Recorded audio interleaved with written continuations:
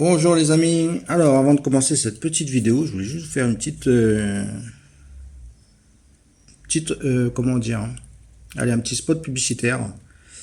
Vous allez voir que sur ma chaîne YouTube, là, il y a des pierres qui sont, quand vous descendez plus bas, il y a un tas de pierres qui sont des petites vidéos de 30 secondes, où est-ce qu'il y a des pierres en exposition. Toutes ces pierres-là sont, si vous voulez les acheter, il n'y a pas de souci. Vous pouvez prendre contact avec moi. Comme ça peut m'aider à acheter du matériel pour vous faire des vidéos un peu plus top qualité, je vais dire.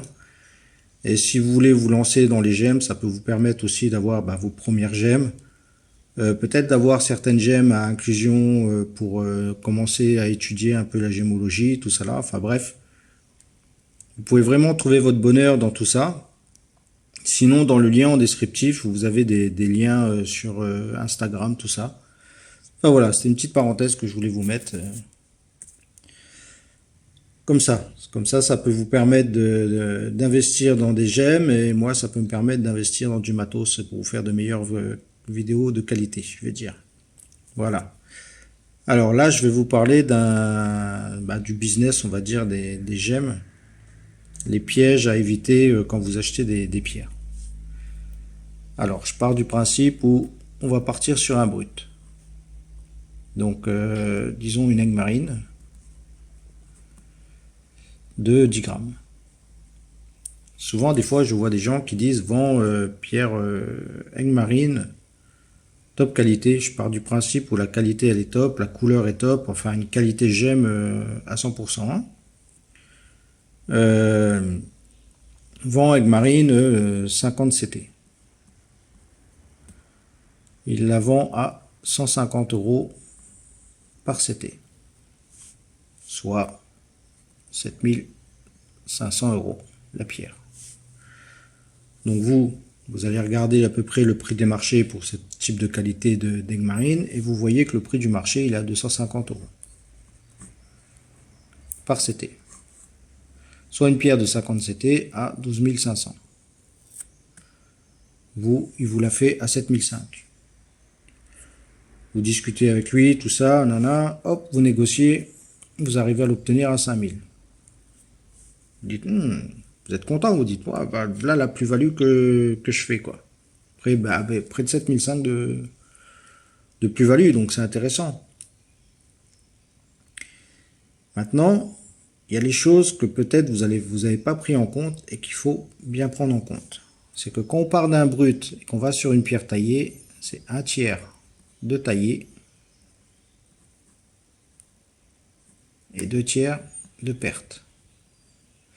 Ça veut dire que la pierre de 10 grammes, une fois taillée, elle fera 3,33 g, soit 16,66 CT. Ce qui fait que la pierre que vous avez achetée à 5000 €, vous allez la voir à 300 € du CT. Là-dessus, il faudra rajouter le prix de la taille. Ah, le lapidaire, il faut le payer. Il faudra rajouter les taxes. Alors ça, on va dire, ça va être comme un frais fixe. Ça va être au pourcentage du prix. Donc plus vous achetez la pierre chère, plus vous allez payer de taxes. Il faudra rajouter le transport.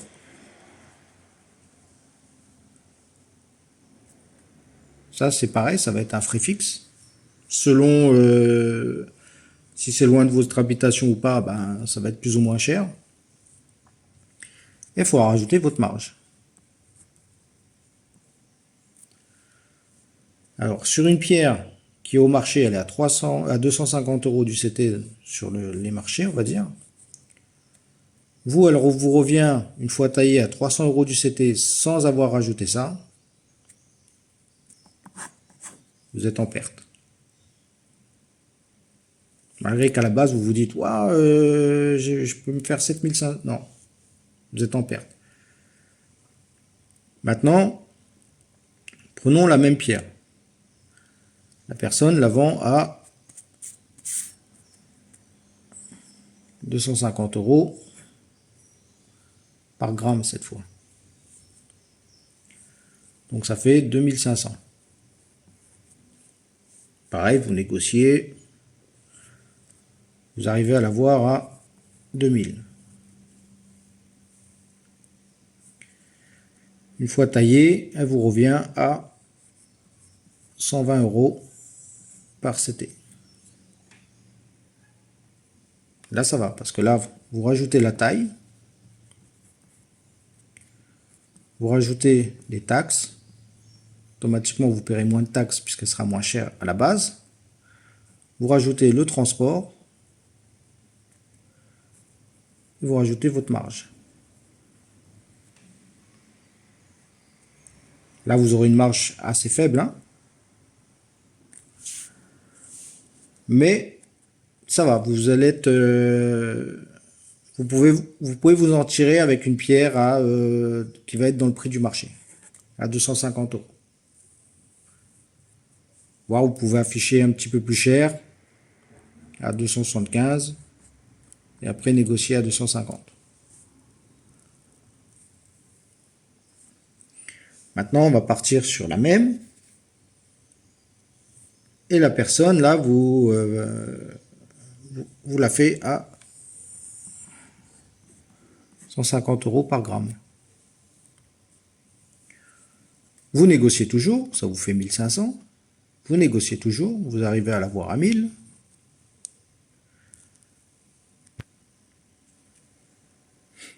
Là, vous reviendra à 60 € par CT. Là-dessus, vous rajoutez le prix de la taille, les taxes, le transport et votre marge. Là, vous êtes rentable. Donc là-dessus, ce que je veux vous dire, en vous faisant ces 3 petits calculs, c'est que la chose à faire quand vous allez acheter des pierres, c'est déjà selon le type de pierre que vous allez acheter, connaître le prix du marché. Connaître le prix du marché, c'est quoi? C'est connaître tous les concurrents, je veux dire, entre guillemets, tous ceux qui vendent des pierres, à combien ils vendent le type de pierre que vous voulez acheter. Admettons, vous voulez acheter de la tourmaline. Vous allez voir chez les concurrents, ça c'est ce qu'on appelle dans le commerce étude de marché. Hein. Donc vous allez voir chez les concurrents à combien ils vendent les tourmalines. Quand vous regardez ce que vendent les concurrents, à combien ils vendent les tourmalines, allez pas sur les sites de lithothérapie, où est-ce que les mecs ils vont vous vendre des tourmalines, entre guillemets, qui n'ont rien à voir avec la gémologie, donc qui sont pas des qualités gemme, et qui vous vendent ça une bouchée de pain. Allez voir les vrais revendeurs. Les vrais revendeurs de gemmes qui vendent les tourmalines au prix du marché. Allez voir eux. Regardez le prix qu'ils vendent leurs tourmalines, la qualité qu'ils vendent. C'est-à-dire, quand je dis qualité, je parle de niveau coloration, les teintes qu'ils ont. Parce que si par exemple le mec il a une teinte, il vend une tourmaline verte avec une jolie teinte verte, vous achetez des tourmalines qui sont vertes pâles, et vous voulez vous aligner à son prix à lui, vous êtes foutu. Hein. Faut vraiment bien regarder la qualité. Quand vous achetez des gemmes, n'oubliez pas que pour les pierres de couleur, la première qualité qu'il faut regarder, c'est la couleur. C'est ça qui compte. Après, vous regardez le reste, la pureté.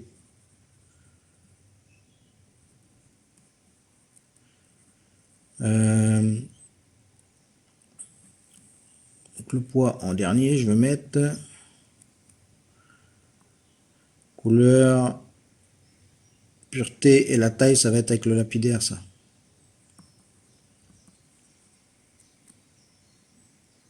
Mais ça, c'est à vous d'en juger. Ça, c'est le travail du lapidaire. avoir un très bon lapidaire. Ne vous courez pas sur le lapidaire. N'oubliez pas que lui, c'est lui qui va donner une valeur, une vraie valeur marchande au brut que vous allez acheter. Vous allez prendre des pierres de couleur, mais lui là, le top, c'est que si vous achetez, que vous allez dans un pays, vous connaissez un lapidaire dans le pays, allez acheter avec lui. Laissez-le analyser les pierres. C'est lui qui doit vous dire, ça tu prends pas. Parce que c'est lui qui va les tailler. Et lui, si c'est vraiment un bon, en examinant la pierre, il va vous dire tout de suite si elle vaut le coup ou si elle vaut pas le coup. Lui, il pourra enlever les impuretés qu'il va voir. Il pourra vous faire le poids. Après, je vous parlerai aussi un petit coup du lapidaire là sur le poids. Là. Parce qu'il y a deux choses que le lapidaire, il sait faire. Donc, informez-vous sur le prix du marché des pierres que vous voulez acheter. Achetez jamais au CT, achetez toujours au gramme. Et faites toujours ce calcul, ce ratio. 1/3 de taille, 2/3 de perte. Donc ça veut dire que quand vous achetez une pierre de 10 grammes, vous faites 10 divisé par 3. Ça vous donne 3 grammes 33. Ensuite, vous divisez par 5. Ça vous donne 16,66. Ça, c'est le CT.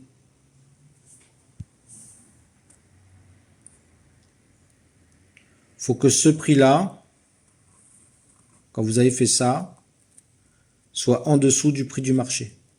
Mais bien en dessous, parce qu'après, il ne faudra pas oublier de rajouter les taxes, donc de vous informer sur le pourcentage de taxes que le pays applique sur ces matières premières, donc sur les pierres, sur les minerais, donc sur le type de pierre que vous voulez acheter.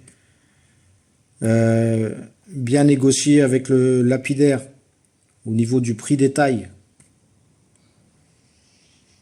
Parce qu'il y a des lapidaires aussi, vous allez les voir, là, quand ils vont voir que vous avez des grosses qualités, eux, ils vont vous prendre cher.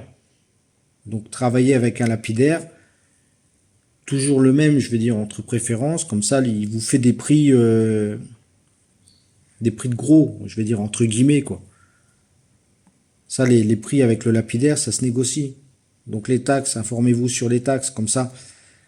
Ça, faut que vous soyez informé du prix que ça va vous coûter. Le prix du lapidaire et le transport. Ça, c'est des valeurs que vous devez connaître et qui sont variables. C'est des valeurs variables, mais absolument à connaître. N'allez pas dans un pays acheter des pierres, vous dites ouais, moi je veux être négociant en pierre, vous allez dans le pays acheter des pierres sans connaître tout ça là, parce que vous allez vous faire laminer. Et le truc que je voulais vous dire sur le lapidaire. Lui, le lapidaire, il peut travailler sur deux manières. Donc sur la qualité ou sur le poids.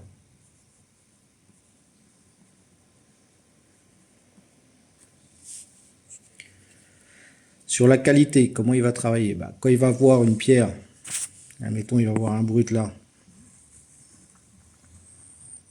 qui a des inclusions ici, qui a un clivage là, qui a une zone de couleur là. Lui, il va dire, voilà, moi je peux tailler une pierre ici.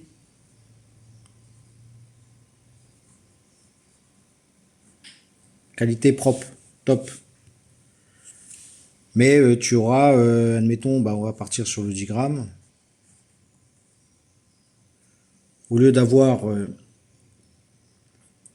16 CT, il va te dire tu auras 10 CT. Mais ce sera une qualité nickel, qualité top. Donc peut-être elle rentrera dans les pierres vraiment exceptionnelles, tout ça là, et vous allez pouvoir la vendre au-dessus du prix du marché. À partir du moment où vous savez argumenter votre produit aussi. Mais supposons, admettons, vous voulez plus, admettons, je sais pas, on va dire, dedans, il y a pas mal de givre, de choses comme ça. Là, il pourra vous faire une pierre plus grosse.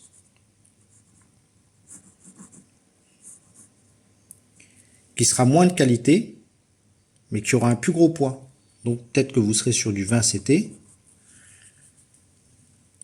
Vous aurez une pierre qui sera de moins bonne qualité, mais par rapport qu'elle aura un poids plus gros, bah en fait, en baissant le prix, vous allez vous retrouver dans la rentabilité. Vous voyez?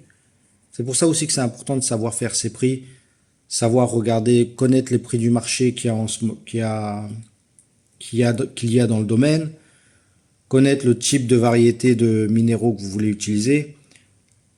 La vente de gemmes, de pierres, ça se fait pas comme ça en un clin d'œil, sans rien connaître. Vous achetez des pierres, vous dites, je sais pas, vous allez sur un site je sais pas où, vous achetez des pierres, une améthyste, admettons,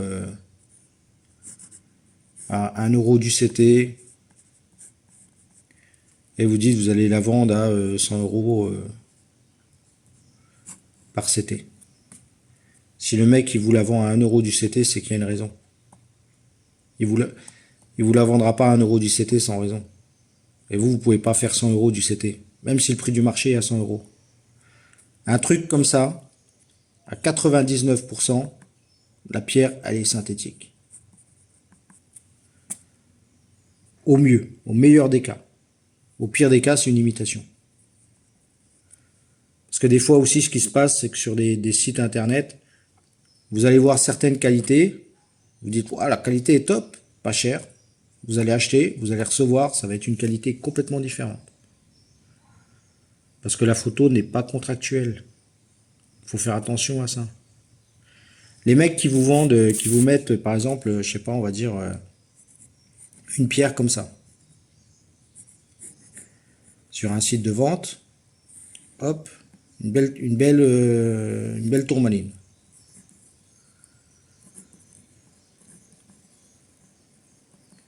Il vous en met qu'une en photo. Mais il vous dit, il y a une disponibilité de 20. Sachant une chose, une pierre naturelle est unique. Comment avec une photo, il peut vous dire qu'il y en a 20? C'est pas possible. S'il a 20 tourmalines, il doit vous faire 20 photos. Parce que chaque pierre est unique. S'il vous fait une photo pour 20 tourmalines, ça veut dire qu'il y a un problème. Enfin, moi, personnellement, j'achèterais pas un truc comme ça. Moi, si le mec, il me vend 20 tourmalines, il me fait 20 photos de tourmalines. C'est pas... Faut vous dire un truc. En pierre naturelle, chaque pierre est unique. Enfin, voilà. Bon, j'espère que cette petite vidéo vous aura plu. Donc, si vous avez des questions, tout ça, n'hésitez pas à les poser. Et on se revoit pour une prochaine vidéo. Allez, à plus. Ciao, ciao.